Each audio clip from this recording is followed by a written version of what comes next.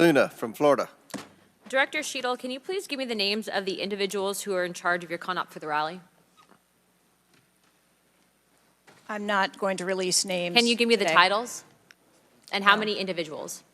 No. Nothing? We had a full advance team that was responsible Who for are the, advancing how many the site. people are the final approval authority? There are a number of people Can you that give me a are number? engaged in approving Can you the give me plan. a number?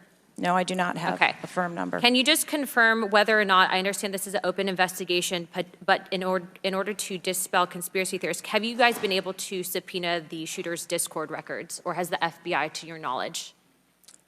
I believe that the FBI is working on those. Okay.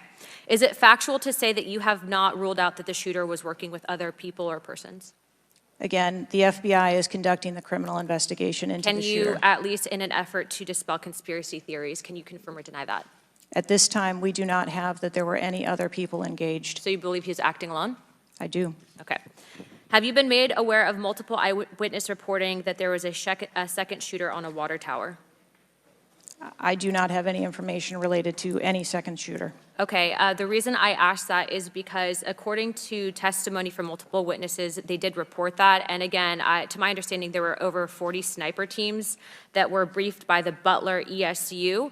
And I want to make sure that people are aware, if you're saying that there's not another shooter, that we are able to clear that information, because from this whole entire briefing, it doesn't seem like much information has been able to get out to the American people. So I'm trying to dispel rumors, as I'm sure you understand.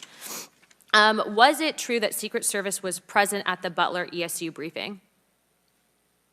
There was a briefing between the counter sniper teams that were working on the Secret Service ground. present? Yes, to my knowledge. Okay, I want to read you a report from people that seem to be throwing you under the bus and stated that they were in attendance and that Secret Service was not in attendance at the security briefing, according to individuals with knowledge, to also include that the AGR building where the shooter Thomas Matthew Crooks was located was actually not a part of their security perimeter for that. So there was not Secret Service present. It seems as though that when you were asked earlier from Rep. Kristamorthy about whether or not Secret Service was aware of a threat, you had said no, they were unaware of a threat. And yet, according to communications, again, from law enforcement that were in some of these group chats, they actually had reported that Secret Service was made aware of a threat at around 5:59 p.m. as a part of the command, including Secret Service, aware of messages and requests about information about the suspect's location. Can you please tell me if you have knowledge of that at all?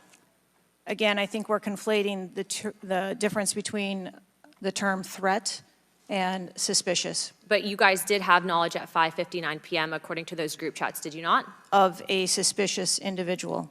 Okay.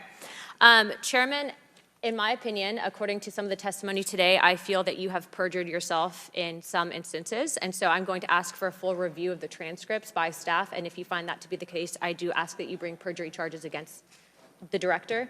I will say this, it is very frustrating, and I've talked to my colleagues and we've said it to your face, that you have been up here basically stonewalling our ability to get the answers to the American people.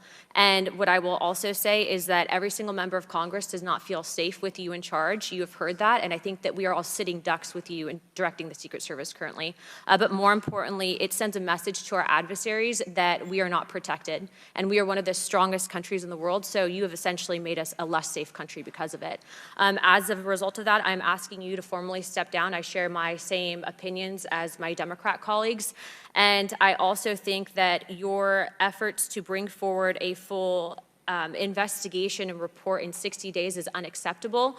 And as a result of that, I'm going to do everything in my legislative toolkit to ensure that that happens sooner rather than later. And I'm sure that you know that we brought a vote on inherent contempt against Garland for essentially blocking a congressional investigation, and I don't think that you should be any different. So I will say that I am just completely disgusted by your performance today, and I understand that you're probably in a position where you're being told not to testify, which is why we had to subpoena you. I think that goes back to Garland. But again, that is part of the flushing that we need to get out of Washington, and I would be happy to assist in that process. Chairman, I yield the rest of my time. So that was Paulina Luna, Congresswoman representing the 13th Congressional District in Florida. She wants perjury charges for Kimberly Cheatle, She wants perjury charges. She thinks Kimberly Cheatle committed perjury. Do you think Kimberly Cheatle committed perjury? A lot of people are saying yes. A lot of people are calling for her resignation. There you have another congresswoman calling her out. She got grilled today. House Oversight Committee. This is the former Secret Service Kimberly Cheatle.